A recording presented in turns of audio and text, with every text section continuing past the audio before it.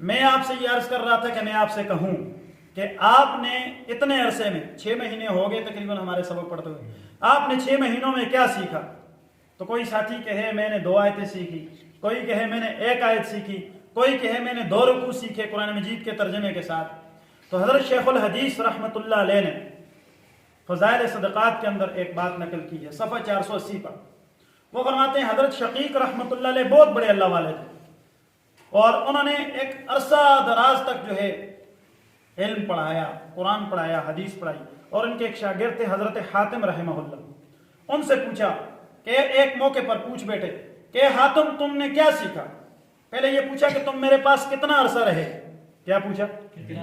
کتنا عرصہ رہے؟ تو حضرت حاتم رحمہ اللہ نے فرمایا استاد جی میں آپ کے پاس 20 سال رہے ہیں۔ کتنے سال رہے ہیں؟ یعنی 33 سال میں نے آپ کے ساتھ گزارے۔ کتنے سال گزارے؟ 33 سال آپ کے ساتھ میں نے گزار دیے۔ حضرت نے فرمایا تم نے کیا سیکھا 33 سال میں؟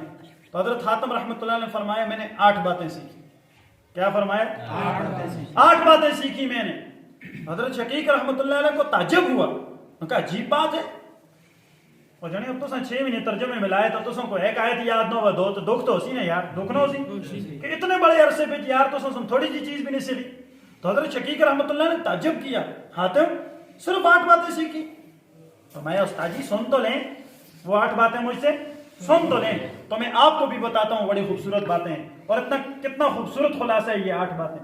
ان میں پہلی بات یہ ہے، حضرت حاتم رحمۃ اللہ اپنے استاد کو سنا رہے ہیں، فرمایا پہلی بات یہ ہے کہ حاتم، حضرت حاتم فرماتے ہیں استاد جی پہلی بات یہ ہے کہ لوگ مخلوق خدا، اللہ کی مخلوق، وہ کسی نہ کسی چیز سے محبت کرتی ہے، کسی نہ کسی چیز سے کیا کرتی ہے؟ بڑی قیمتی باتیں، غور سے یاد رکھنے کے قابل بات ہے۔ بیوی سے محبت ہے، بچوں سے محبت ہے، اپنی تجارت سے محبت ہے، مال سے محبت ہے، ہر آدمی کسی نہ کسی چیز سے محبت کرتا ہے۔ بالآخر جس سے محبت کرتا ہے اس سے جدا کر دیا جاتا ہے، بالآخر جس سے محبت کرتا ہے اس سے کیا کر دیا جاتا ہے؟ تو استاد جی پہلی بات یہ ہے میں نے نیکیوں سے محبت کر لی۔ میں نے کس سے محبت کر لی؟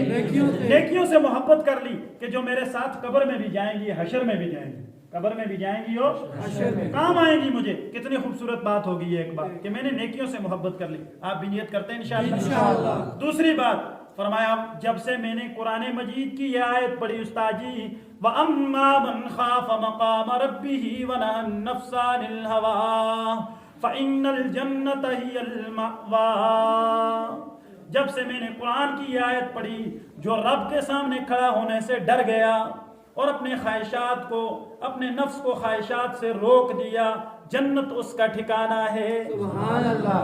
جب میں نے قرآن کی یہ آیت پڑھی تو اس دن کے بعد میں نے اپنے نفس کو خواہشات سے روک لیا اور اللہ کی اطاعت کو اپنے اوپر لازم کر کے اس کے اوپر میں جم گئے۔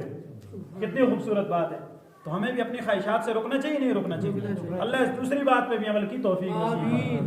حضرت حاتم رحمۃ اللہ علیہ فرماتے ہیں کہ میں نے تیسری بات یہ دیکھی کہ جب قرآن مجید کی میں نے یہ آیت پڑھی، جب قرآن مجید میں اللہ کا یہ ارشاد پڑھا ما عندکم ینفد وما عند اللہ باق، جو کچھ تمہارے پاس ہے یہ ختم ہو جائے گا، جو اللہ کے پاس ہے وہ باقی رہے گا، تو میں نے اپنی ساری اچھی چیزوں کو اللہ کے پاس بھیج دیا تاکہ وہ باقی رہیں، اور ختم ہونے والی چیزوں سے میں نے محبت چھوڑ دی۔ سبحان اللہ۔ تو ہمیں بھی صدقہ کرنا چاہیے۔ انہوں نے اللہ کے پاس کیسے باقی بھیجا کہ سب کچھ اللہ کے پاس باقی رہے، صدقہ کر دیا۔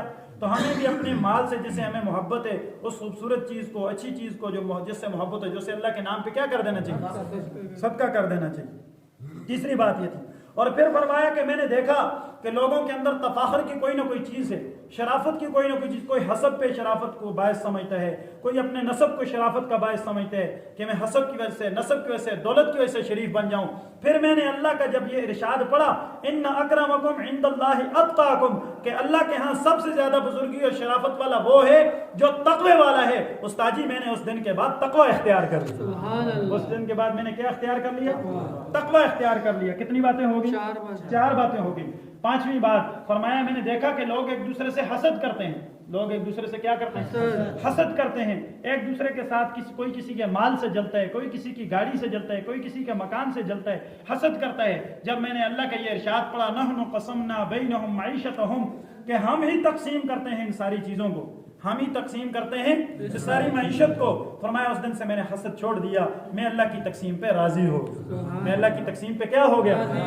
مالداری, فقر, غربت, امیری ساری کس کی طرف سے؟ اللہ کی طرف سے. اس لیے ہمیں اللہ رب العزت کے جو کچھ اللہ نے عطا کیا ہے اس کی رضا پہ راضی رہنا چاہیے. اس کی بھی کوشش کریں گے انشاءاللہ. کتنی باتیں ہو گئی؟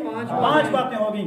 چھٹی بات فرمایا ہر آدمی کسی نہ کسی سے دشمنی کرتا ہے, کسی نہ کسی سے جھگڑا ہوتا ہے, دشمنی ہو جاتی ہے.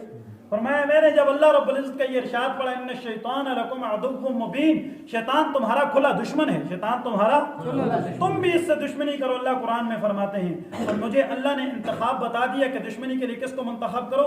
شیطان کو. فرمایا اس دن کے بعد میں نے شیطان سے دشمنی اختیار کر لی. اس دن کے بعد ہم نے شیطان سے کیا کیا؟ استاد جی میں نے شیطان سے دشمنی اختیار کر لی. ہمیں بھی اگر دشمنی کرنی ہے تو کس سے کرنی ہے؟ شیطان سے, اپنے نفس سے اور خواہشات سے دشمنی کرنی ہے. اس کو ہم نے دشمن رکھنا ہے. کتنی باتیں ہو گئی؟ 6 باتیں. اور 7ویں بات فرمایا ہر آدمی روزی اور روٹی کی فکر میں لگا ہوا ہے. ہر آدمی روٹی کی تلاش میں, روزی کی تلاش میں. جب سے میں نے اللہ کا یہ ارشاد پڑھا وما من دابۃ فی الارض الا للہ رزقها, جتنے بھی زمین پہ چلنے والے چوپائے ہیں سب کو رزق دینے والا اللہ. ہر چلنے والی زمین پہ رینگنے والی, چلنے والی, کیڑے مکوڑے, سب کو روزی دینے والا کون ہے جی؟ اللہ رب العزت کی ذات ہے. تو اس دن کے بعد میں نے اپنے آپ کو اللہ کی عبادت کے لیے فارغ کر دیا, اس فکر کو چھوڑ دیا کہ روزی کا کیا بنے گا. میں نے اپنے آپ کو رزق کی فکر سے, معیشت کی فکر سے اپنے آپ کو فارغ کر دیا. تو میری روزی کا رزاق کون ہے جی؟ کتنی باتیں ہو گئی؟ 7 باتیں ہو گئی. پھر فرمایا استاد جی 8ویں بات میں نے یہ سیکھی کہ ہر آدمی کسی نہ کسی بات پہ جو ہے وہ توکل کرتا ہے, کسی نہ کسی پہ ٹیک لگائے, تو تجارت پہ, کوئی مکان پہ, کوئی دکان پہ ٹیک لگائے بیٹھے, توکل کیے بیٹھے. میں نے جب سے اللہ رب العزت کا یہ ارشاد پڑھا وَمَن يَتَوَكَّلْ عَلَى اللَّهِ فَهُوَ حَسْبُهُ, اللہ قرآن میں فرماتے ہیں جس نے رب پہ بھروسہ کیا, اللہ پہ بھروسہ کیا, اللہ اسے کافی ہو جائے گا. اللہ اسے کیا ہو جائے گا؟ کافی ہو جائے گا. استاد جی حضرت خاتم رحمۃ اللہ فرماتے ہیں استاد جی میں نے اس دن کے بعد اللہ رب العزت پہ توکل کر لیا. میں نے اس دن کے بعد اللہ رب العزت پہ کیا کر لیا؟ تو حضرت شقیق رحمۃ اللہ علیہ تعجب کی نگاہ سے, بڑے رشک سے اپنے شاگرد کو دیکھتے ہوئے پھر فرماتے ہیں پیارے اللہ تجھے اس کی توفیق عطا فرمائے, اللہ تجھے اس کی توفیق. اور یہ فقیر بھی آپ کو دعا دیتا ہے کہ اللہ آپ سب کو اس کی توفیق نصیب آمین. اور پھر فرمایا تورات, زبور, انجیل اور قرآن مجید چاروں کتابوں کے اندر حضرت شقیق رحمۃ اللہ فرماتے ہیں میں نے پڑھا ساری خیر کی باتیں انہی 8 کاموں کے اندر میں نے پائی ہیں.